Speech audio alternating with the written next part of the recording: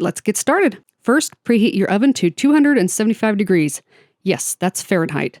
We are baking this low and slow for that extra tender crumb. Next, grab a small bowl and cut up 2 to 3 ripe bananas. The softer the better. You'll want about 1.5 cups total. Then, add in 2 teaspoons of lemon juice and mash them up well.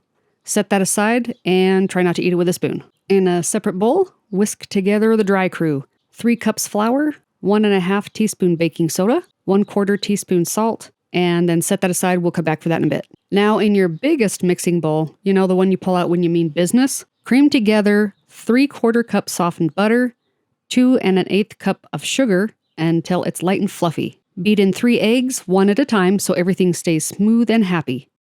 Then stir in 2 teaspoons of vanilla extract. Now, we're going to alternate mixing in the flour mixture with 1.5 cups of buttermilk. Start by adding in roughly 1/3 of the flour mixture, mix until mostly combined, then about 1/3 of the buttermilk, and mix until you no longer see milky streaks. Then repeat the process 2 more times until the flour and buttermilk are gone. You'll want to make sure that you mix it just until it's combined. Overmixing is going to give you a gummy cake. Finally, stir in your mashed banana mixture. Next, grease and flour a 9 by 13 inch baking dish and pour your batter in, smoothing it evenly if necessary. Pop it into that 375 degree oven for 1 hour. If you have a rogue oven like I do, just start checking after about 50 to 55 minutes in. Once it's done, let it cool completely. Trust me, you do not want to rush the next part. While we wait for it to cool, let's prepare the frosting.